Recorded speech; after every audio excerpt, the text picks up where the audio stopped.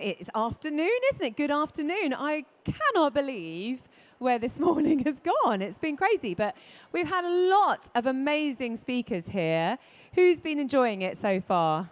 Having a great time? It's good to know. If no one puts their hand up, you start to worry, don't you? Oh no, they're just here to rest their legs.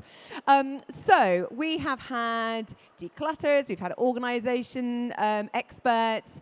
Now we have an association for organisers, and we're doing this in a bit of a fun way, which I think is a fabulous idea. I'm not going to tell you much more about this. I'm going to leave you with the conference director for APDO, Sian Pelleschi. Thank you very much, Georgina. Actually, slight faux pas, because I'm the president of APDO, so never mind, that's okay. We can go with that. For those of you that don't know who APDO is, we are the Association of Professional Declutterers and Organisers. It's a bit of a tongue twister, so we try and keep it short with APDO, and it does seem to do the trick a lot of the time. Who are we? Like I said, we are the professional body here in the UK for the decluttering and organising business. And we're here to promote the industry and to support our members, who can then in turn support those people that really need that help. And we also set the standards for the industry as well, with all the training that we do and everything else and the connections that we have, not just here in the UK, but internationally as well. We've been going for, would you believe, 18 years. And this weekend, we've done a very soft launch on our new branding, which is really exciting. And we're all about moving forward with the times and trying to support people in what they need and what they do as well.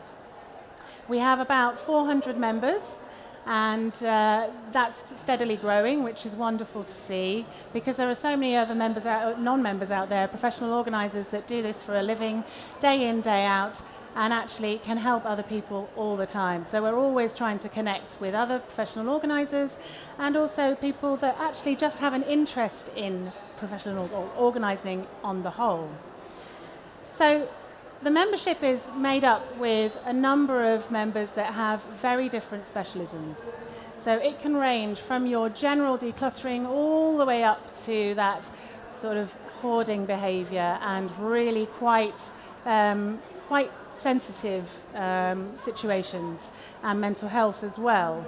So we have a real variety of people within the membership that can support that, and that's really, really important to understand that actually there is somebody out there for everybody.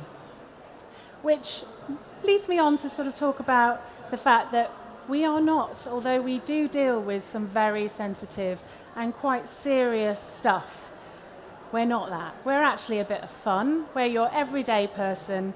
We like to have fun. We like to have a laugh. We work with clients and we laugh all the time. It's really good to have a bit of a laugh when you're trying to do a declutter, especially when you're working with some sentimental stuff, because quite often that energy can be quite hard to keep and contain. So I thought, how can we present how you can find your professional organiser, someone that can work for you in such a way where we can keep it a bit light. So I don't know if any of you remember the series of Blind Date back in the day. Every Saturday night, 5 o'clock, Cilla Black would walk onto your stage and would present you with 3 wonderful contestants and someone who's going to pick the lucky winner. So we're going to do that today. We're going to play a little bit of Blind Date with professional organising. And I'd like to welcome up to the stage our 3 professional organisers.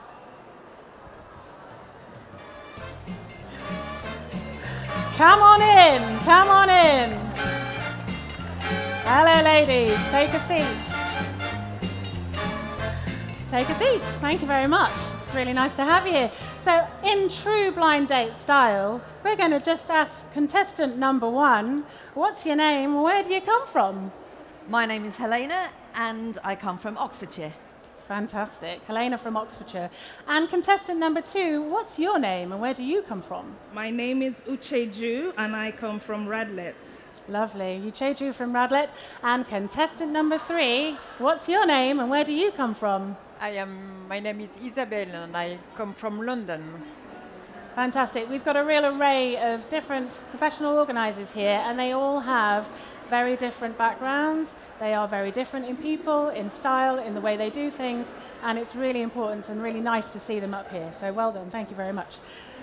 So that leaves our very lovely lady in need of a professional organiser. Who could that be?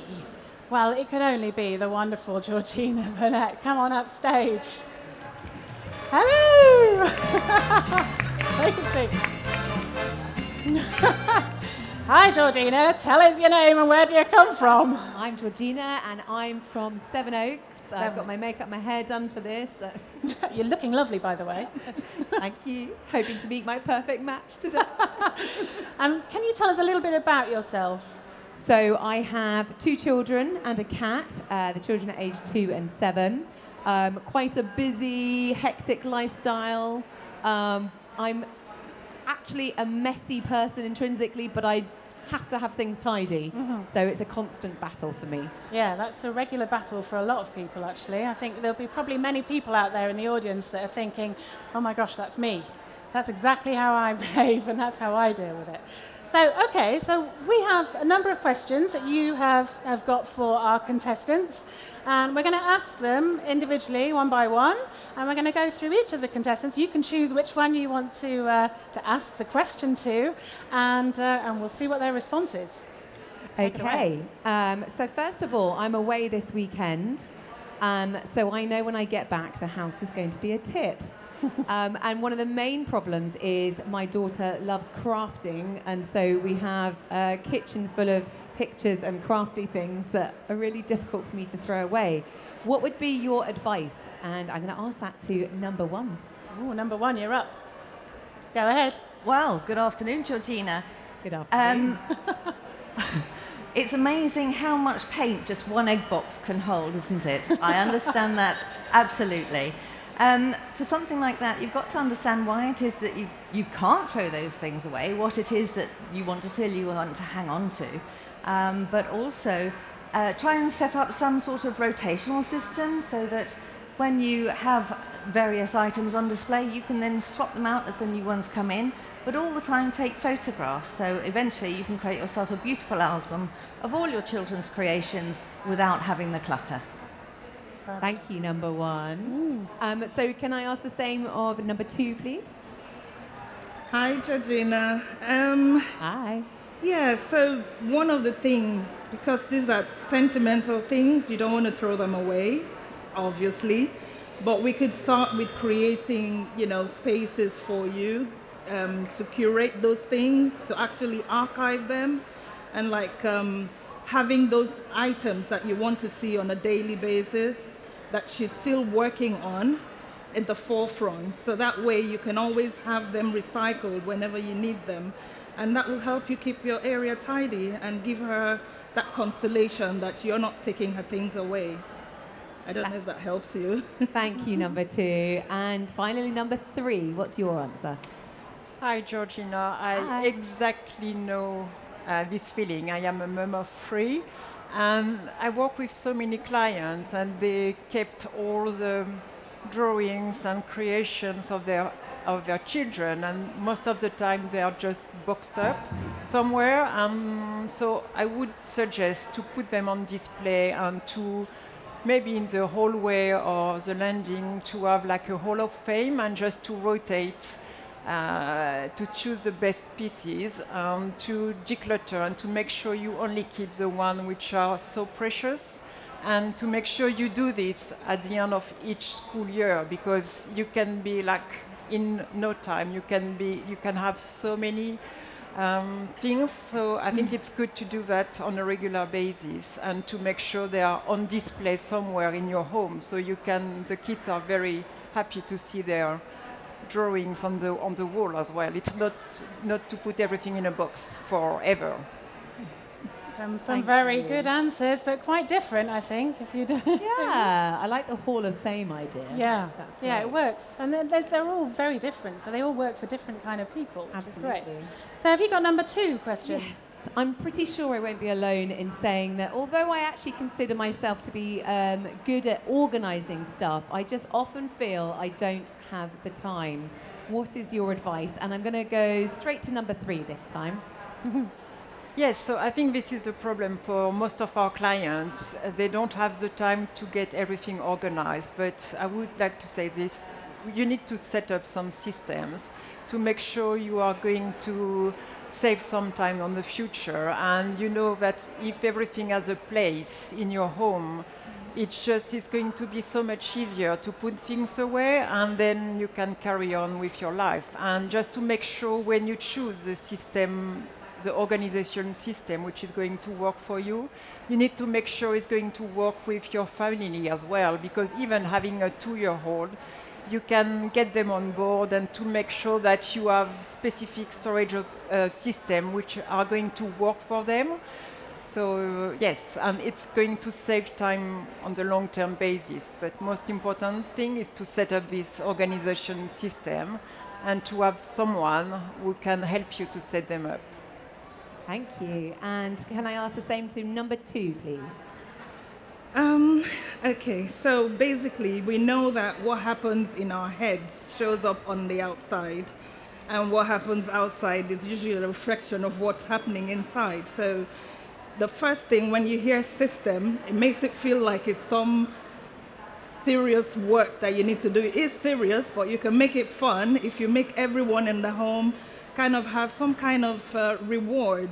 Like, you know, you want mommy to play with you when I come back from work, then can we have this here at XYZ time? That helps you give them something to look forward to, and then everybody helps you. That way when you come home, you're not doing it all by yourself, doing the tidying, because there's some reward that's going on with your system of organizing that you've set up in the home. So that would be my advice. Thank you. And to number 1, please. Well, in order to reduce the amount of time that you are spending, what I would suggest that you do is to start streamlining what it is that you actually have around on a day-to-day basis, such that the systems that you have in place are easily accessible, which makes it easy not only for you to put stuff away, but to find it again when you need it as well. Fantastic. Thank you. Some very different answers. I think it's always important to try and remember that actually that some elements of everything that some of these professional organisers are saying can actually resonate with you. You don't necessarily have to have one choice for one thing. So should we go on to question number 3? Yes. So I, as I said before, consider myself to be quite good at organising stuff, but I could probably be better. So I want to start off by asking number 2, what would be your approach if you came to my house?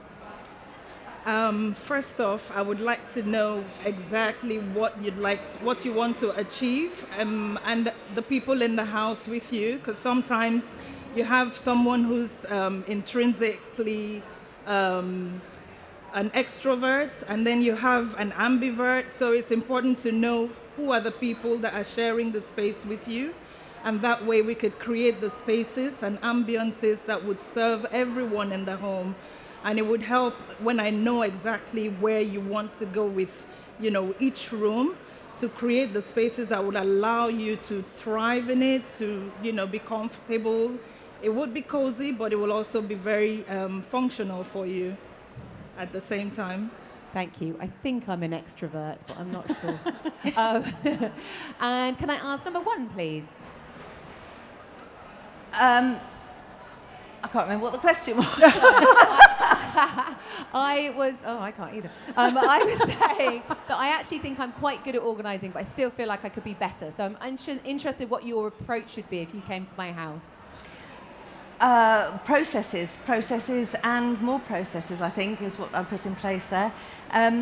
If everything has a place, and there is a place for everything, it's going to make it so much easier for your life to get organised quicker at the end of the day, at the beginning of the day, whenever you need to do it. Fantastic, thank you. And number 3. So first of all, I always try to meet my clients before starting working with them, because I need to have this feeling about what they would like to achieve, what they are struggling with, and what works, what doesn't. And I need to know about how do you live, what is your lifestyle, how many children do you have, because it helps me to better understand how I could help you and what kind of storage solution I could implement or talk to you about. And I need to feel the space as well. I am a very visual person. I am an interior designer, so I need to see exactly the space because I will be able to direct you on the best storage option. So it's very important to have this discussion about the client, about what they would like to achieve and how they live on an everyday basis. Thank you. Wow, okay, so again, just showcasing how different they all are. Do you want to move on to question number 4? Yeah, I think we have time. I would say that if somebody was coming around to my house, I could probably do a quick whiz round to make sure it was presentable and tidy. But there's one room that I will never have time to sort out in a hurry, and that is my daughter's bedroom, because she is a lover of little things. Although there are many containers labelled so that she knows where to put them away, she never does. What would be your advice on keeping her room tidy enough to even be able to kind of look at surfaces? And I'm going to ask number 2. Okay, so I think this is where APDO is a beautiful place and a network place, because I am a space manager and I have loads of colleagues that come in to help with tidying, especially little things. So we have a team of people, that way everybody gets served. And one of the ways that I would do that would be to create, like you said, she already has places where the things are labeled. So it's to create a system for her that gives her some form of incentive, something that's like a reward.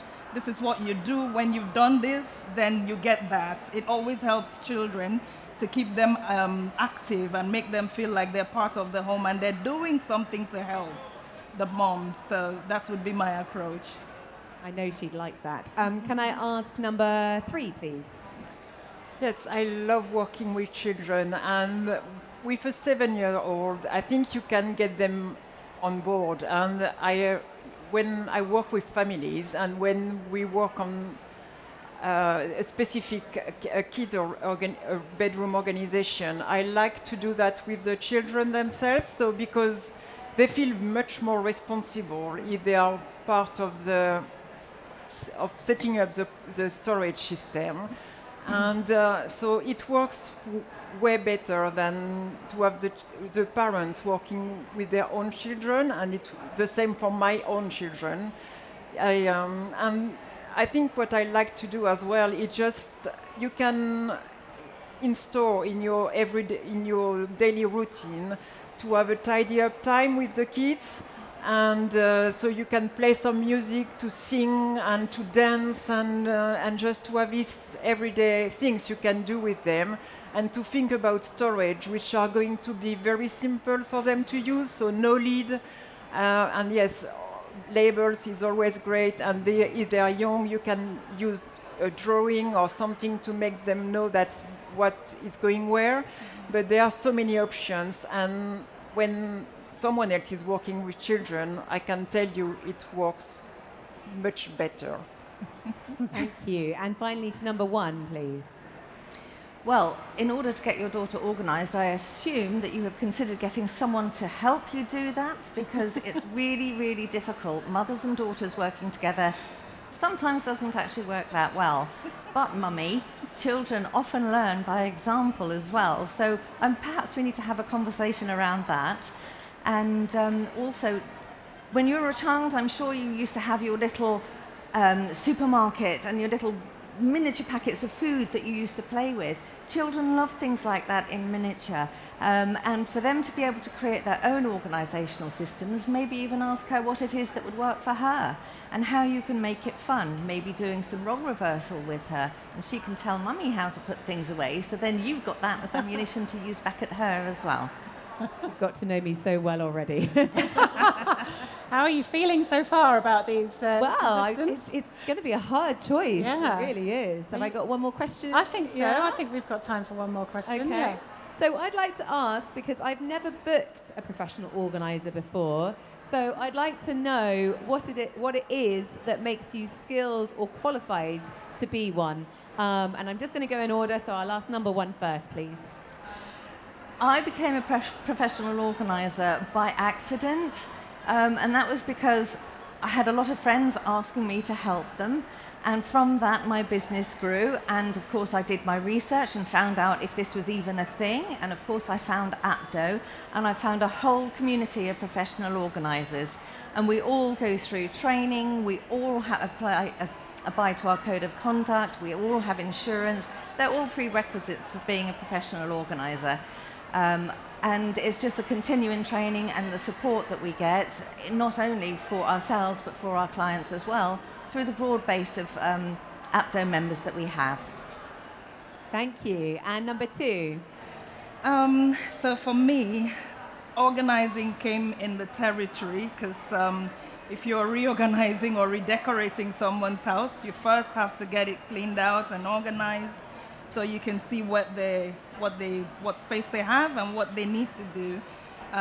So yeah, it just came in the territory, and like she said, getting into APDO was like heaven for me, because it's like you find your tribe, you find a group of people, and not just that, the training and also the support and the professional support that you get for yourself and for your clients qualifies us to be organizers. Thank you. And number 3? I think for me it's quite intuitive and a natural quality, and I think my family thinks I'm crazy. You know, when I am at the checkout at the supermarket, I am always tidying up the little shelves on the side, and just think, but what are you doing? And so, I can't resist, and I need to make everything right. And I've been in business for 8 years now, and I did different trainings. I tried to attend conferences abroad. I graduated as an interior designer, and I am very curious, always looking for new systems and organization. So yes, this is, I think, now I've got like these skills, and I worked for IKEA in France as well, in the interior design team of IKEA. So this is where I gained some specific skills about storage optimization and space optimization. So I think I can call myself quite qualified for this job, so hopefully. Thank you. Wow. Now the choice is, it's so hard, isn't it? And I don't know about you, but I can't even remember the answer to question number 1, not mind yet, last one. So how are you thinking? What's going through your mind right now? I'll be honest, I think any one of them would work really well for me. I think what I've been thinking of is who some of them might be good for people I know as well. So maybe I'll go through that first then say who my choice is. So I think number 1, you need to be employed by my daughter and my mother, because I think both of them would say that they find me really annoying and that actually they need somebody else to help them organise stuff. And I think that you would kind of get what it was that they both needed. I think number 2, I feel like you've got quite a nice soft approach, and I think my husband would probably take kindly to that, because he finds me a bit too militant about things. He might call me a nag sometimes. So for me, I think the ideal match, and it was the Hall of Fame idea and that sort of thing right at the start that I really liked. I think number 3 is the one for me. Number 3, come on round and meet your clients. Nice to meet you too. Do we go on a date now? By all means. Well, get to know each other. Stand have up, a 'cause chat. that's what they do, Talk isn't about. Daz, I love it. We're actually going to do question and answers now. Unless, do you have more to say? Or I just wanted to finish up, if that's all right. Yeah, if go that's for okay. it. Yeah, so just a quick recap. Sit on each other's lap. I don't know. Get to know each other. Just take time. Brief recap really. APDO, like I mentioned at the start, is the association for the industry here in the UK. And we have a number of ways that you can find an organiser. There is a way of becoming an organiser and just connecting with people. And if you have somebody that you need to find some help for, log on to our website and go and have a look at the Find an Organiser section there, and you can find someone in your area to help you for whatever your need may be. We also have a stand at the back at D16, so come along down and say hello. We've got a competition going on there, a folding competition. I won't tell the folding lady, although she is going to be there soon. And we're also going to be in the community hub at 3 o'clock today, so if you want to do some more games, because like I said, we are fun, come on over and see us, have a glass of something cold, and just have some fun and in a chat with us about decluttering. Okay. Thank you so much, Sian. So I reckon that, do you want to go and sit back down again so that when they're asking you questions, you're comfortable? And you can take my seat. I've warmed it up nicely for you. And so any questions from the floor? Oh, yes, here we go. I'm going to go to the lady over here first, and I'll come to you next, I promise, okay? Hiya, so I'm going to start a business to become a professional organiser, and I just wanted to ask you all, what 2 things would you say that are essential that you take to any job? So I know you guys have a magic bag of tricks and you always have something. So what do you take? Tell me. As in physical stuff, or? Who are you asking? All of us. Who's going first? First thing would be a label maker. And then after that, different coloured bags or various different containers that you can put stuff in that you want to use. Recycle, reuse somehow, or to donate, or to bin. Those 3 things, absolutely imperative. Number 2? I'm just going to call you by numbers now. I'm really sorry. It's really rude. I think those are the 2 most important things, because first you have to sort. When you sorted them out, then you know where what is going. So yeah, you must definitely have bags that you can sort things into. And number 3. So I would say an IKEA blue bag, because you can put so many things, and it's so easy to take everything to the charity shop using one of these bags. And labels. I think if you don't want to invest in a label machine, you can just have sticky label and off you go. Can I just say, do invest in a label machine though, because it changed my life. They are the most fun. I'm not exaggerating. Right, hang on, let me move you over here. Hi, I have more of a question, I think, for Isabelle. So, what is your advice for a multi-generational kind of open plan space? So we're talking kids, parents and grandparents, all in an open plan living space. My issue mainly is with zoning between like the toys, the comfort stuff for the grandparents, and then just having everything looking really neat, and nothing I do seems to work. So that would be, my number 1 question. I think it's easy because we would love to have the kids only playing in their bedroom, but this never happens. So I think it's just to have like baskets, to have like wicker baskets or something you can throw the toys at the end of the day. And I think your lounge will look great just by doing this. And again, this can be done if you have this tidier time together, and we can just throw everything away and put the baskets on the side. So I think for kids, it's going to be the main thing to do. And again, it's open storage, so you don't have the lid. You can throw everything in one basket. Or you can always just lock the children in a cupboard. Yeah. Yeah, that helps. Or their grandparents. Yeah, tell me about it. Any more questions at that end? Oh, you're really getting my steps in, aren't you?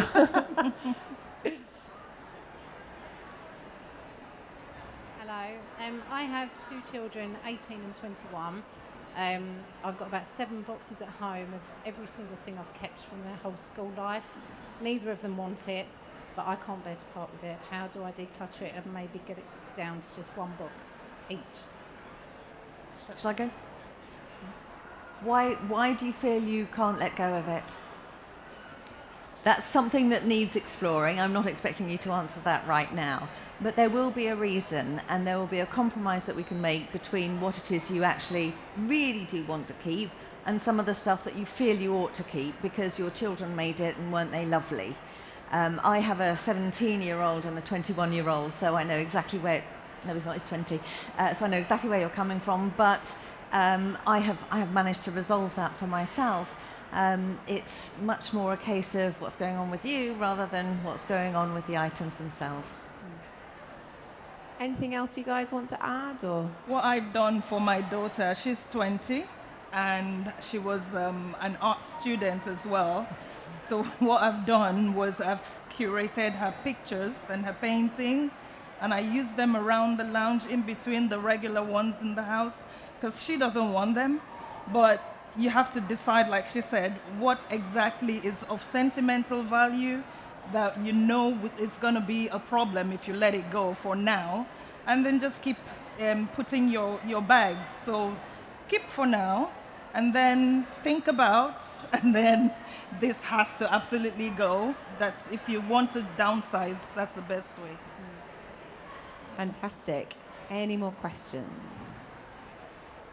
Can I just add in there as well, actually, that sometimes it's not an immediate fix that you can have. It's a time layer of things. So you start by going through the items that you know for sure you definitely don't need to keep or don't want to keep, and you put aside the ones that you are not so sure about, and you leave it a couple of weeks, and then you come back and you do it again. What happens is that your brain starts to relax about this idea of letting go. And if you force it too much, then quite often your brain goes, not doing that. I'm going to keep it all, and I'm going to keep it forever. And that's when it becomes a problem. So you need to take it in small increments and just small steps. Just start small. Start small with one item if you need to, and then leave it, and then come back and assess and do it again. Sometimes it is just that whole process of taking the time to go through it and doing it over a succession of weeks, perhaps, rather than in one day. I think one of you might have touched on the idea of taking a photo of it as well, because that doesn't take up any space, and I have to do that. I'm so sentimental. Yeah. It's terrible. It's hard. Yeah. It's hard. Really hard. Any more questions? Oh, just one there. Hello. For anyone, what's your process for purchasing storage for your clients? Do you buy them yourself, or do you get them to buy it? Do you want to answer? Yeah, it depends. Yeah. It really depends on the client and what it is that they want stored. So some people have a preference, so it's always very important to go with what the client wants, and then you can advise. So if somebody wants to store things that have little, parts, and they like baskets, it would be best to advise them what kind of basket, so you're not, there'll be a compromise somewhere, but it always starts with what the person really needs and what they're storing. And I usually, buy everything for my clients, because most of the time they are not comfortable in choosing what they would like to have. So we have this discussion, because some of them told me, I don't want to use plastic, so maybe we could do for something more natural.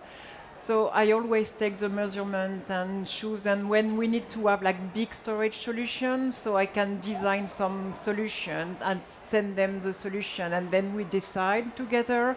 Sometimes if it's from IKEA, we meet at IKEA together, and I can show them exactly what's going on, if it's what kind of doors, of inside. So I think it's but first I would like just to make sure that you don't buy all the storage you need before going through the decluttering process, because you will choose what you need to get as organization product once you know what you are going to use this one for. So what is the size of what you need to store, what is the wardrobe, is it hanging, or is it in drawers? So it's better to declutter, to think about organization before buying anything. So it will always be in 2 parts. So yes, always. So because there's no point saying, oh, today I'm going to get organized. I'm so excited. I'm going to buy